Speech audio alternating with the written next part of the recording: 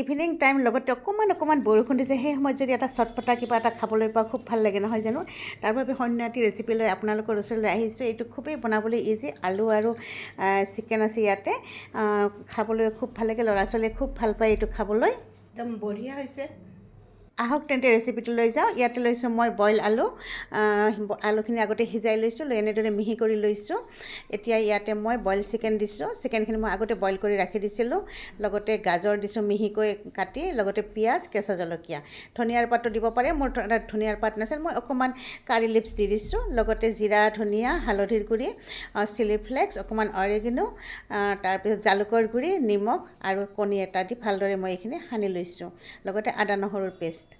আনপিনে অন্য এটা বাউলত মই ময়দা আৰু কৰ্ণফ্ল'ৰ দি পানীৰে ভালদৰে গুলি ল'ম। আৰু মিশ্ৰণখিনি এতিয়া মই ধুনীয়াকৈ লাহে লাহে গোল গোলকৈ কাটলেটৰ আকাৰত বনাই ল'ম।